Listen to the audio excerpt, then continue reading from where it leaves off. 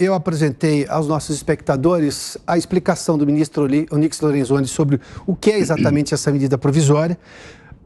Dei os números que a própria PNAD do IBGE mostra do número do desemprego.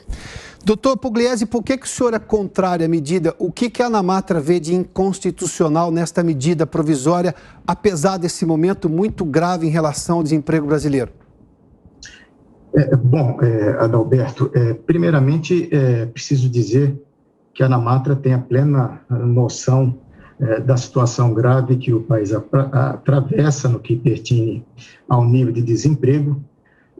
Entendemos que é salutar os objetivos que constam da medida provisória, que é reduzir esse impacto social e no mercado de trabalho, apenas que, como operadores do direito, nós temos que avaliar e analisar a proposta sobre o viés constitucional e, inclusive, infraconstitucional.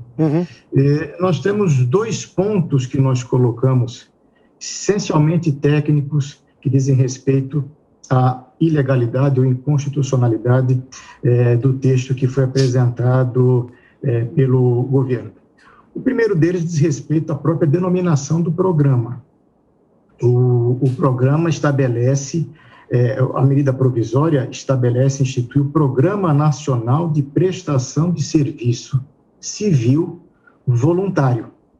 E analisando o texto da medida provisória e observando a legislação que hoje regula o chamado serviço voluntário, percebe-se de imediato que de voluntário não se trata, né?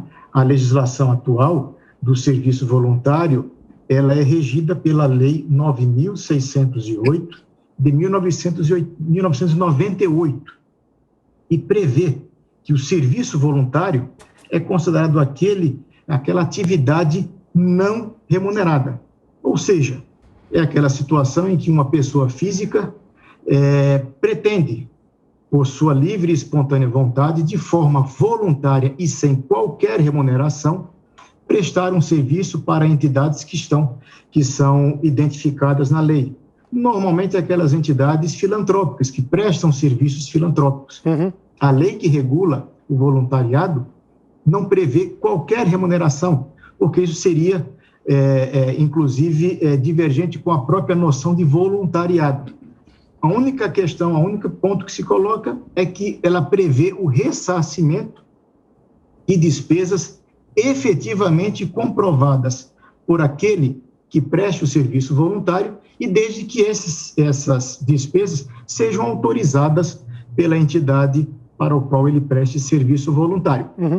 Não é o caso aqui da medida provisória, né? A medida provisória, ela estabelece que os municípios ofertarão, né, esse serviço, essa contratação, não há outra forma de se apontar, uma contratação, e como contrapartida há o pagamento do que a medida provisória identifica como, deixa eu ver se eu localizo aqui, como um auxílio pecuniário de natureza e de indenizatória a título de bolsa. Ou seja, de voluntário não se trata.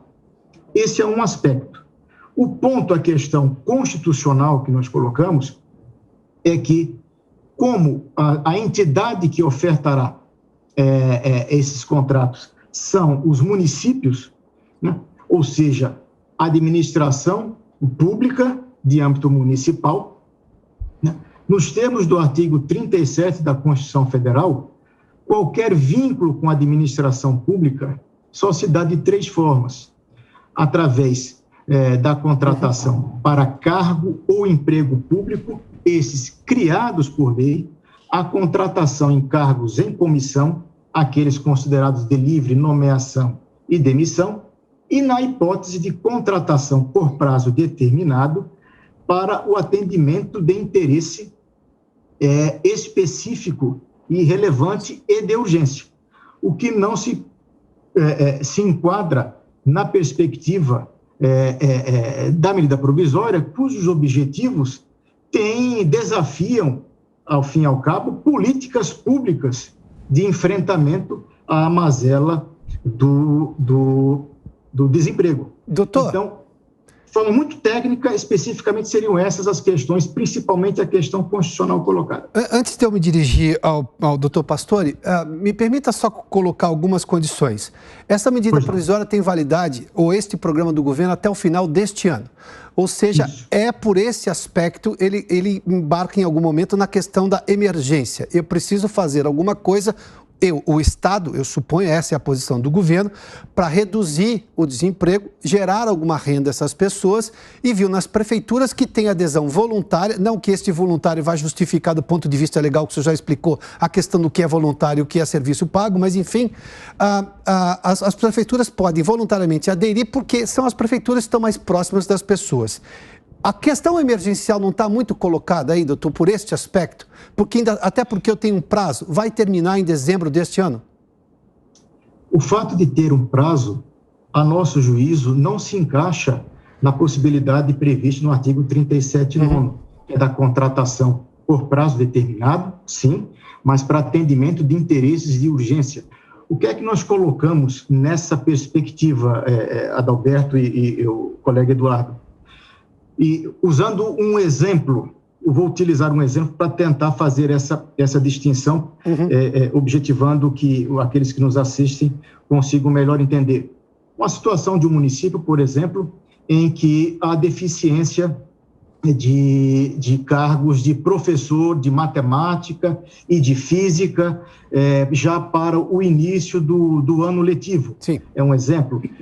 Não há tempo de se fazer concurso público. Então, aquele município, observando aquela deficiência, aquela urgência específica, poderá, tendo uma lei que assim defina esse contrato e todas as condições que observam a legislação de regência, faça essa contratação específica. Perfeito. É como eu falei, a medida provisória aqui, nos parece que ela objetiva e entra no espectro de políticas públicas de forma mais permanente que visam enfrentar o flagelo do desemprego.